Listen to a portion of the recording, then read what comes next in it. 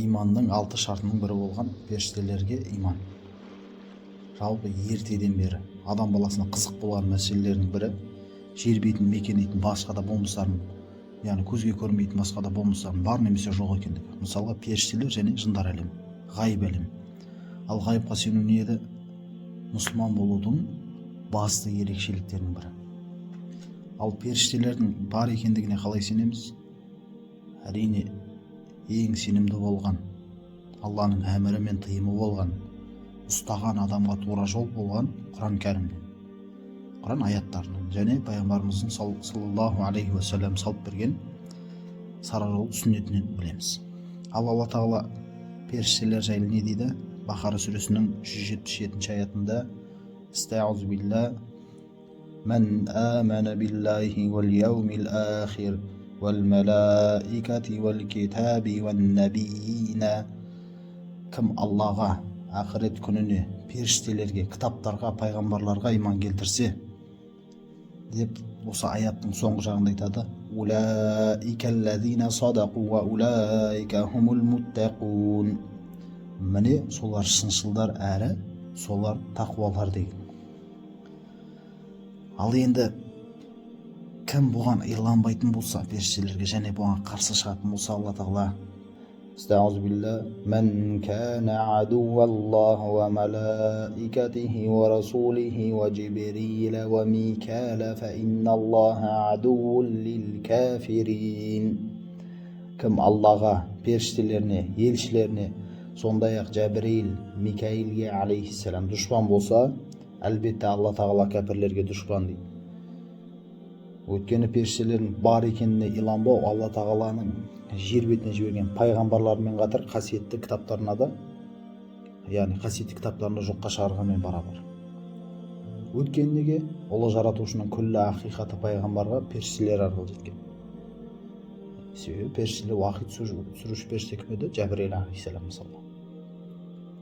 Жалпы періштелердің әрқандай міндеттері, мысалға дұға тілейтін періштелер, уақит түсіретін, әрбір жаңбырдың тамшысын алып түсетін періштелер. Yani сондай періштелердің міндеттері бар және олар міндеттерін мүлтіксіз орындайды. Мысалы Алланы күндіз-түні дәртпейтін періштелер бар дейді. Мәңгі бақи қиямда тұрған халде құлшылық жасайтын періштелер бар дейді. Және рукухта тұрған халде, сәждеде жатқан халде жасайтын құлшылық періштелер бар дейді. Және уақит түсіретін періште, баршамыз білеміз, Жәбірейіл алейхиссалам мысалы. Және салауат айтатын періштелер дейді. Мына дүние адамдарына жақсылық тілеп дұға жасайтын періштелер бар дейді. Бұған қатысты пайғамбарымыз саллаллаху алейхи вассалам Әбу Дауудтан жеткен хадисте айтады: "Мүміндер жамағатпен намаз оқығанда Алла тағала мен періштелер намаздың алдыңғы сабында тұрғандарға дұға етеді" дейді. Және жамағатпен намаз оқуға жиналған мүміндерге намаз оқығанға дейінгі арақашықтықта дейді, періштелер: "Раббым, бұлардың күнәларын кешіріп, мейіріміңді төге бер" деп дұға ететіндігін айтқан. Және сондай періштелер бар дейді, пайғамбарлар мен мүміндерге рухани көмек беретін періштелер дейді. Мысалға бұған дәлел сира оқыған болсақ баршамыз білеміз, Бәдір соғысында 3000 періштенің түсуі мүміндерге көмек ретінде, кәпірлерге қарсы ретінде 3000 періште түсіріледі. Және бұған қатысты бірде пайғамбарымыз саллаллаху алейхи вассалам сәждеге бас қойған сәтте Әбу Жәһил оны аяғымен жансығысы келген екен. Бірақ та бата алмай кері шегініп кетеді. Кейін себебін сұрағанда арамызда жыра бардай әрі өте алмады дейді.